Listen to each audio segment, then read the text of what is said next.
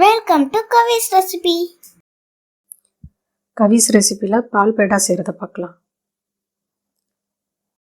இந்த பேடாவோட டேஸ்ட்டு பால்கோவா மாதிரியே இருக்கும்.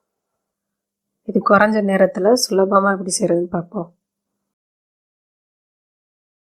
1.5 கப் பால் பவுடர் ஒரு பாத்திரத்தில் எடுத்திருக்கேன். இதில் நல்லா காய்ச்சி ஆறின பாலை கொஞ்சம் கொஞ்சமாக சேர்த்து அதை நல்லா கட்டி இல்லாமல் கரைக்கணும்.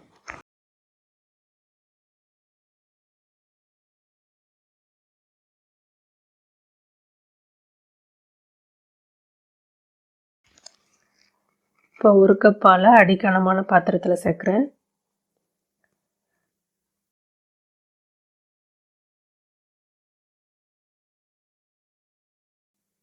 அந்த பால் நல்லா கொதிச்சு வரும்போது நம்ம கரைச்சி வச்ச பால் பவுடர் இருக்குல்ல, அது கொஞ்சம் கொஞ்சமாக சேர்த்து கலந்து விட்டுகிட்டே இருக்கணும்.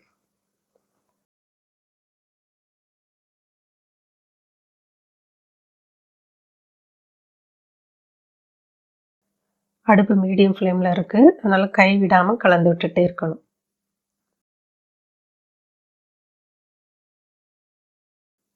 இப்போ ஓரத்தில் இருக்கிறத அப்படி எடுத்து விட்டுட்டு அதை நல்லா கலந்து விடணும்.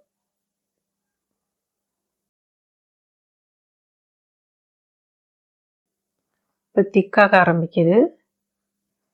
இந்த ஸ்டேஜில் சீனி சேர்த்துக்கலாம். இப்போ இதில் 1 கப்பில் நான் பாதிக்கும் குறைவாக எடுத்திருக்கேன்.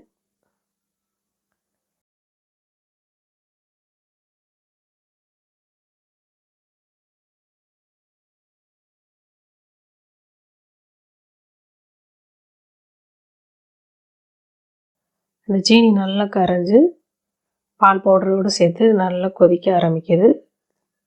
இப்போ கெட்டியாயிட்டே வருது.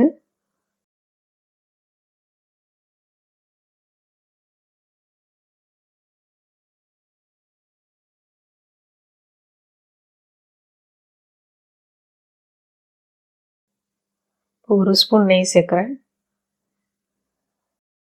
நெய் சேர்த்ததுக்கப்புறமா சிம்மில் வச்சு நல்லா கிளறி விட்டுட்டே இருக்கணும்.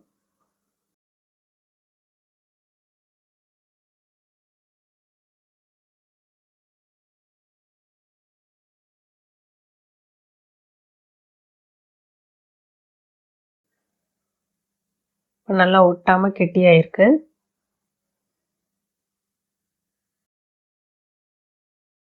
இப்போ அடுப்பை ஆஃப் பண்ணிடலாம்.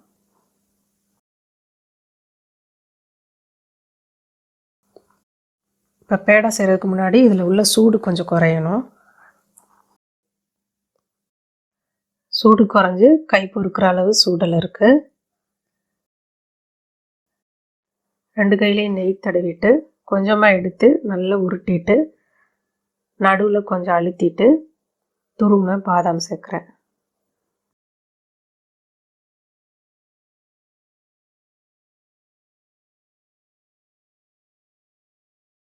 இதே மாதிரி எல்லா பேடாவும் செஞ்சாச்சு. இது குறைஞ்ச நேரம் தான் ஆகுது செய்கிறதுக்கு.